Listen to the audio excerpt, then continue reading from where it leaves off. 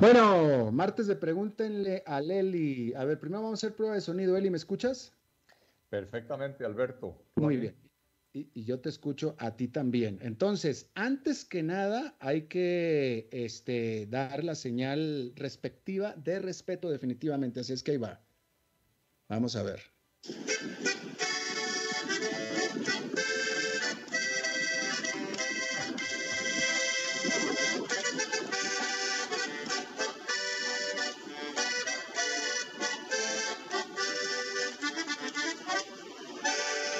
Ahí está. Las mañanitas mexicanas para el cumpleañero.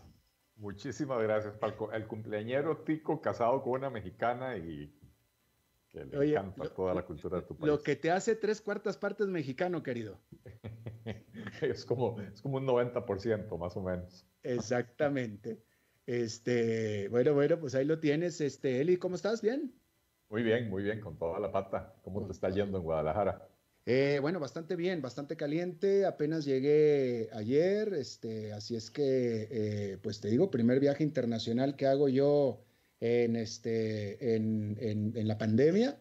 Ajá, Ha sido, pues, interesante, ¿no? sí, Definitivamente, tengo que decirlo. Y bien, pero fíjate que lo que más noto, y bueno, creo que tú también hiciste algún viaje, no sé si quieres compartirlo, pero lo que definitivamente noto.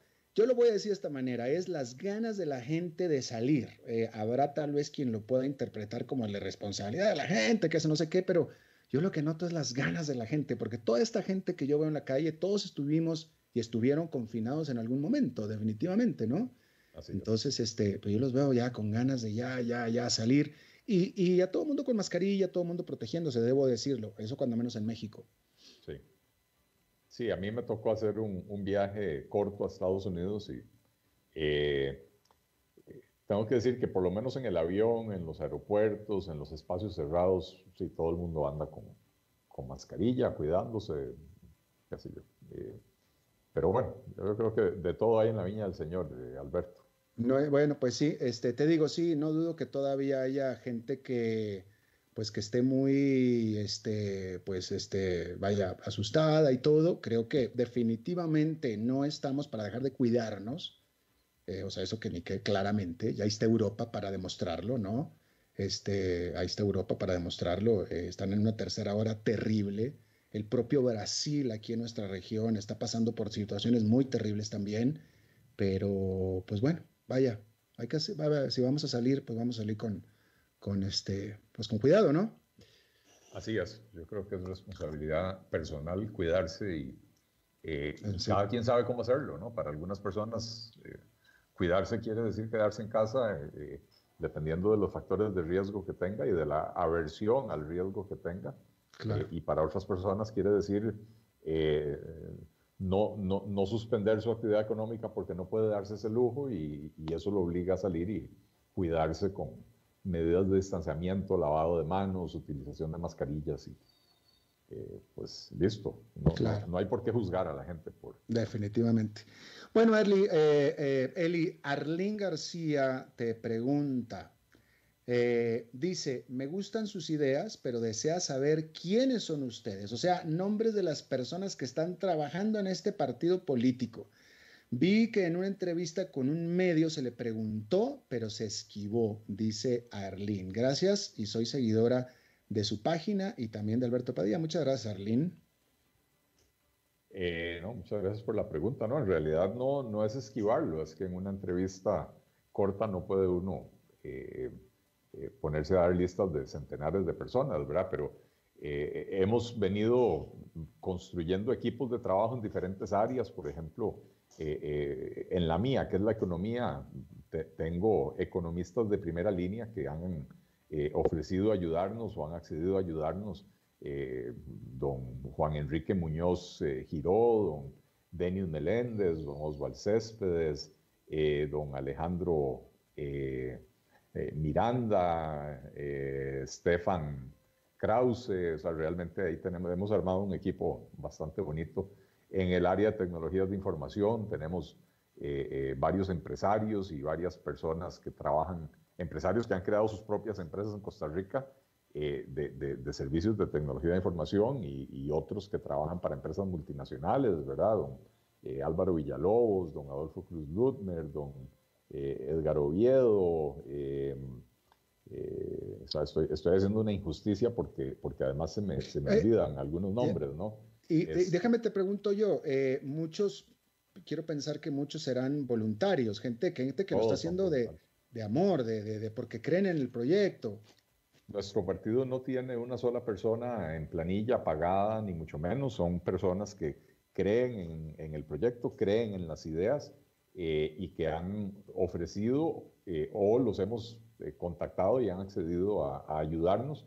Y como decís, Alberto, por amor, por creer en el proyecto, por querer una Costa Rica mejor, y por poder tener una oferta política que presente en todos los ámbitos, ¿verdad? Desde, bueno, los temas que mencioné, economía, tecnologías de información, hasta medio ambiente, educación, infraestructura, mujer, infancia, niñez, etcétera.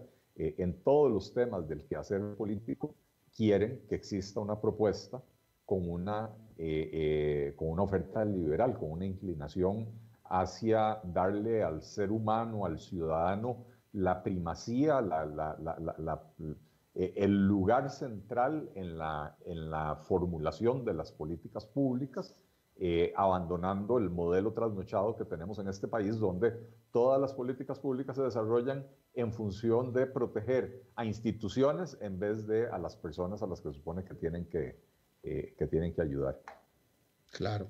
Bien, bueno, pues ahí está la respuesta. Muchas gracias. Ok, déjeme nada más. Ok, entonces vamos a seguir con las preguntas. Vamos a ver. Bueno, muchos saludos de cumpleaños. Muchas gracias. Bueno, a ver. Dice Ana María Navarro Rodríguez, buenas tardes, don Eli. ¿Es cierto que los bitcoins son inversiones confiables y que los bancos estatales no quieren que se sepa la verdad? Yo creo que la información sobre Bitcoin la encuentra uno en Internet. Hay que tener juicio para saber cuáles son buenas fuentes y cuáles no. Pero no creo que los bancos estatales o los bancos costarricenses estén en condiciones de impedirle a la gente saber o formarse un criterio acerca de si Bitcoin es algo bueno o algo malo. Yo en lo personal creo a ver, para invertir en Bitcoin hay que tener conocimientos, hay que tener un cierto gusto por el riesgo, ¿verdad? Porque es una inversión en un activo que fluctúa muchísimo. Sé que hay muchas personas que les ha ido muy bien, que han ganado fortunas con esto, ¿verdad?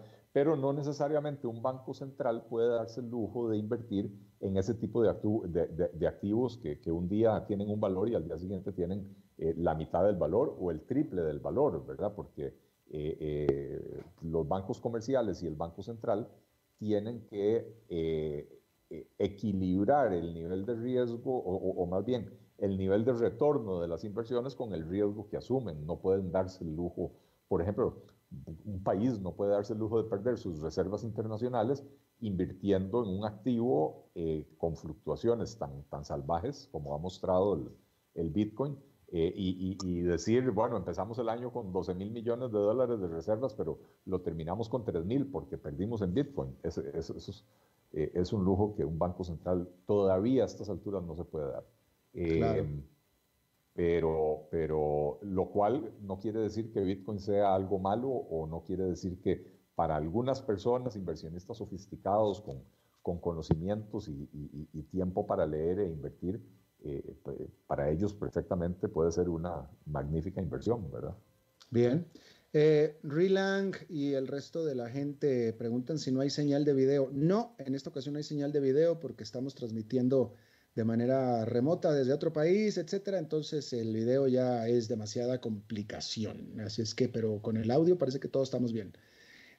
Luis Herrera Miranda te pregunta, Eli, ¿qué harías con Recope que no impacte en el desempleo que ya de por sí está grave en el país? ¿Qué haría con Recope que no impacte en el desempleo? Mire, las soluciones hay que tomarlas, o sea, las decisiones hay que tomarlas en este país. Recope es una entidad que destruye valor. Tener esos empleos no está agregándole riqueza al país, por el contrario, es algo que está destruyendo riqueza. Entonces, Recope hoy en día lo que tiene es una serie de activos muy valiosos que básicamente tienen que ver con el oleoducto y los sitios de almacenamiento que tiene, ¿verdad? No necesita tener una planilla de 1000 y resto, 1700, no sé exactamente cuántos funcionarios tienen en este momento para hacer eso, ¿verdad? Esto probablemente podríamos reducir Recope a su mínima expresión con una oficina que con probablemente 25, 30 personas se puede manejar, que alquile esta infraestructura a cualquier empresa que desee importar combustibles o derivados del petróleo al país. Entonces, viene Shell, que tiene gasolineras, y dice, bueno, yo voy a hacer un barco, necesito transportar eso desde Limón hasta Ochomogo, por ejemplo, y bueno, ¿cómo se llama? Recope le dirá, bueno, por usar mi puerto y por usar mi oleoducto y por usar mis instalaciones de almacenamiento en Ochomogo, le voy a cobrar tanto por litro, o tanto por barril, o tanto como sea, y listo, reducir esa operación a su mínima expresión. Las personas que dejaron de ser necesarias en Recope, no es que hay que dejarlas abandonadas. Ciertamente, los operarios de la refinería no son personas que van a encontrar un trabajo en otra cosa, porque no hay una refinería en Costa Rica, ni tiene sentido a estas alturas construir otra, ¿verdad? Y entonces estas personas van a tener que recibir ayuda del Estado para capacitarse en otras actividades. Son personas altamente capacitadas, con habilidades y fortalezas que les van a permitir poder encontrar otro nicho de actividad. Y mientras tanto, pues sí, necesitarán recibir ayuda del Estado para poder hacer esa transición. Lo que no podemos darnos el lujo es hacer lo que venimos haciendo, 10 o 12 años sin refinar una gota de gasolina, y seguimos teniendo una gerencia de refinación con todo un personal de varias decenas o centenares de personas cobrando el salario no voy a decir que por no hacer nada, pero por no hacer aquello para lo que fueron contratados, ¿verdad? Así que o nos quitamos los temores de encima, o nunca vamos a resolver los problemas de este país. Ahora, el problema de todo esto es que esto representa un costo al erario. Así es. Bueno, pero yo prefiero el costo de ayudarles a estas personas a... No, me refiero a mantener el status quo. Claro. Tiene un costo elevadísimo y la gente no piensa en ese costo. Claro, y por eso digo, yo prefiero el costo de ayudar a estas personas a reconvertirse hacia otra actividad, que el costo de mantener una planilla superflua que no está agregando valor. Por el contrario, eso se llama destruir valor, destruir riqueza. Claro. Nelson Briceño Vargas te pregunta, ¿por qué razón no se habla de la reestructuración de la deuda pública interna? ¿Cómo que no se habla? Yo creo que se refiere a nivel general, no creo que diga de ti en personal, pero dice que no se habla de la reestructuración de la deuda interna, dice Nelson. Pues yo sí he visto en más de una ocasión que se habla de eso. Lo que pasa es que yo creo que la gente le tiene más fe a la idea de una reestructuración de la deuda interna de lo que realmente es posible alcanzar. La deuda interna en buena medida está en manos de entidades públicas, entonces la gente cree que es como pasarse el dinero de un bolsillo al otro, porque son entidades del Estado. Pero lo cierto es que el principal inversionista son los fondos de pensiones.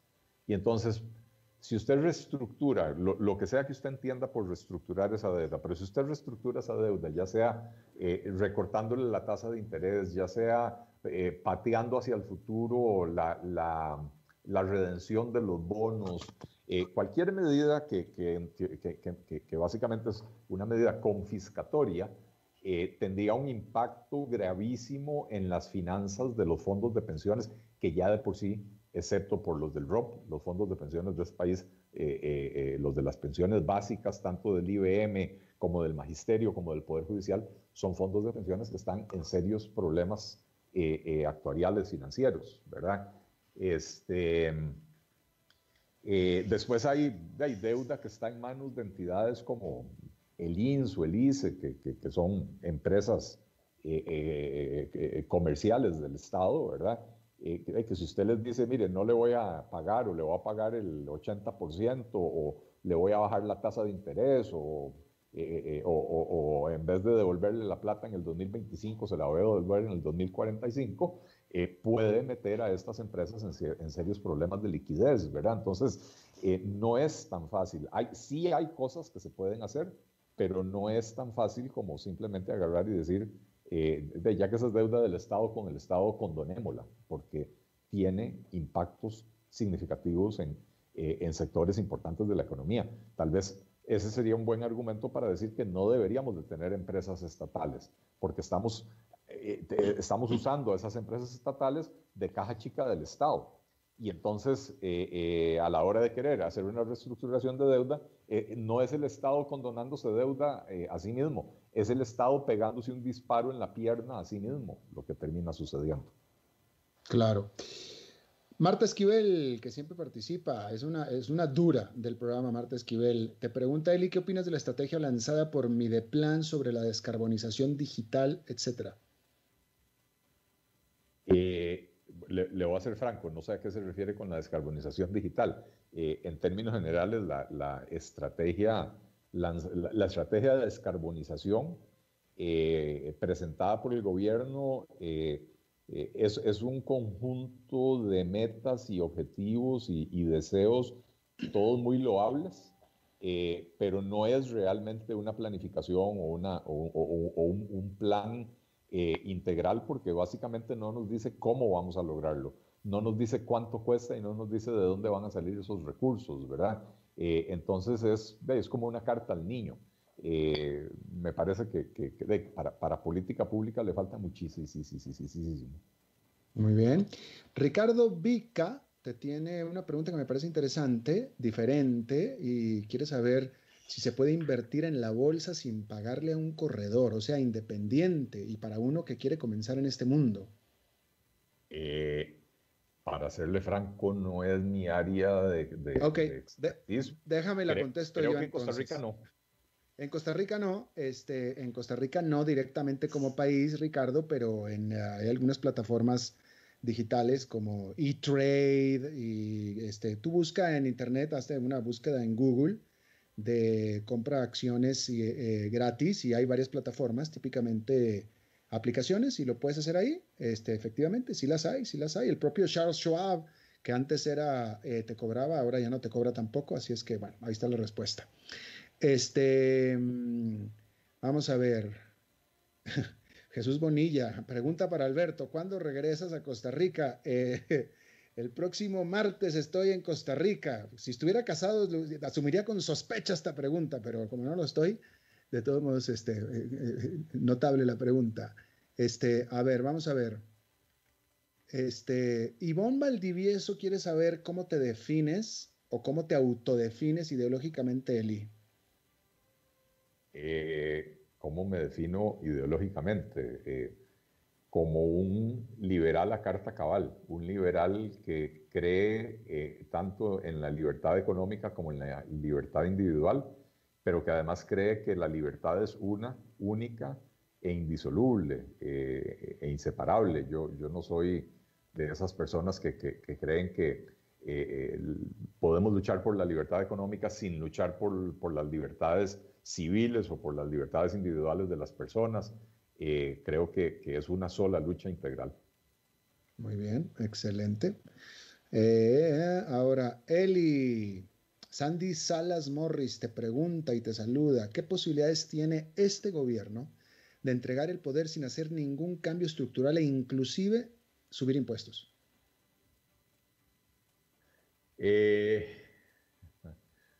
Buena pregunta. Yo creo a ver, que los ciudadanos no vamos a tener la suerte de que este gobierno termine sin hacer alguna de esas cosas.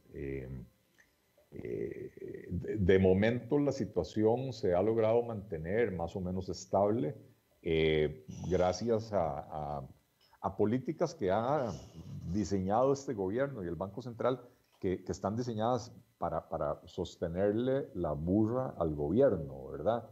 Y mientras exista la ilusión de un acuerdo con el Fondo Monetario Internacional, entonces esa situación se sostiene. ¿A qué me refiero? En 3 ocasiones al menos se han anunciado programas de reactivación económica que van a girar en torno a programas de crédito para todo el mundo. Primero sucedió cuando se bajó el encaje mínimo legal. Esto fue por lo menos, no sé, meses o un año antes de la pandemia. No tuvo nada que ver con la pandemia. Se redujo el encaje mínimo legal, lo cual liberó más de 600.000 millones de colones que tenían los bancos depositados en el Banco Central, y se suponía que eso era para facilitar el crédito, para abaratar el crédito, etcétera, cosa que nunca sucedió. Ya en la pandemia, el banco ha logrado autorización de la Asamblea Legislativa para ponerse a comprar títulos del gobierno en el mercado secundario y hacer emisiones de diferentes naturalezas, ¿verdad? También anunciaron por la pandemia un programa que ahora no recuerdo los detalles, pero iba a ser algo así como 500 y restos, 600.000 millones de colones, y al final los bancos lo que comprometieron fue como 150.000 millones, o sea, menos de un tercio o una cuarta parte. Y el dinero, la realidad es que el sector privado no lo está demandando. Entonces, son programas que el gobierno ha creado para que la plata esté disponible para financiar al propio gobierno. Por eso es que el gobierno ha podido darse el lujo de endeudarse en el mercado interno a tasas de interés relativamente bajas. Son muy altas, ojo, son muy altas las tasas de interés, pero digo relativamente bajas comparadas con lo que pasaba a finales del 2017 o a finales del 2018 con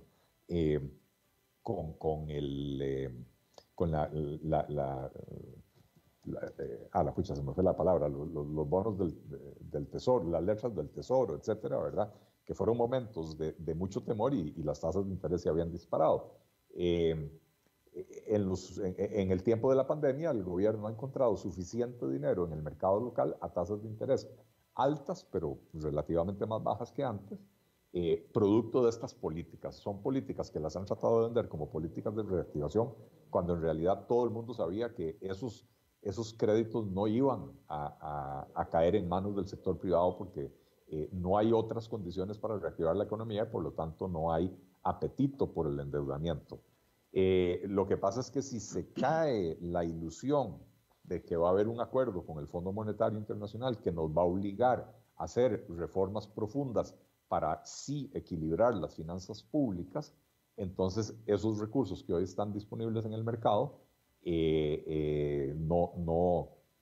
digamos que ya no van a estar tan baratos, ¿verdad? Ya van a haber otros temores, va a haber demanda de dólares para sacar la plata del país, etcétera, ese tipo de cosas, ¿verdad? Entonces eso empieza a provocar un descalabro por varios lugares. Entonces creo que el gobierno sí o sí tiene que interesarse en hacer algunas reformas, ojalá no en subir los impuestos, pero lo conocemos y sabemos que por ahí va la intención de este gobierno, subir los impuestos. Última pregunta de Nayudel Ortega. Me parece muy interesante la pregunta porque sobre todo se refleja en cualquier país donde nos estén escuchando. Y te pregunta, ¿cómo se puede evitar para que los proyectos de desarrollo se sigan centralizando en la meseta central, es decir, en la capital? Ejemplos, los impuestos que se pagan en Punta Arenas son los mismos que se pagan en San José, pero los fondos se siguen invirtiendo en la meseta central. 2 minutos. Buenísima la pregunta. Sí, y esto tiene mucho que ver con la forma en que se eligen los diputados en este país, porque votamos por listas cerradas de los partidos políticos, ¿verdad? Los partidos son los que eligen quiénes van a ser los candidatos a diputados, no son claramente representantes de zonas geográficas, y entonces al final de cuentas responden a intereses distintos de la gente que los votó para llevarlos al Congreso, ¿verdad? Eh, Se presentó hace un par de años un proyecto del Poder Ciudadano ya que pretendía cambiar esto, pretendía que por lo menos la mitad de los diputados fueran electos directamente por los ciudadanos en distritos electorales a los cuales se obligaban a representar, ¿verdad? Y eso hubiera facilitado desarrollar políticas públicas que tomen en cuenta estos aspectos territoriales, ¿verdad? Pero bueno, la gente se alarmó porque la propuesta incluía aumentar el número de diputados y la discusión se desvió hacia lo superfluo, hacia lo que no era el fondo del asunto, y los diputados actuales felices porque realmente ellos no quieren enfrentar al electorado, ellos prefieren seguir en el esquema que existe actualmente, donde se manejan las influencias y las organizaciones al interno del partido y no hay que darle la cara al elector. Y hay que reformar eso. Hay que reformar eso, la reforma está planteada, pero el problema aquí sí, el problema está, perdón, la solución está en manos del problema, ¿verdad? Claro. Porque la solución implica que los diputados actuales, que son beneficiarios del sistema actual de elección de diputados, reformen la forma de elegir a los diputados. Interesante. Pues Eli, ya se te acabó el tiempo. A disfrutar de tu cumpleaños. Muchas gracias, Alberto. Hoy sí se me acabó rápido el saldo porque era llamada internacional. Exactamente. Que tengan muy feliz cumpleaños, Eli, y nos vemos el próximo martes. Despídete de tu público. Muchísimas gracias, Alberto. Muchas gracias a todos por sus preguntas, por sus buenos deseos. Nos estamos escuchando la próxima semana. Gracias, Eli. Bien, y eso es todo lo que tenemos por esta emisión de Pregúntenle a Eli, literalmente. Muchísimas gracias por habernos escuchado. Espero que termine su día en buena nota, en buen tono, y nosotros nos reencontramos en 23 horas. Que la pase muy bien.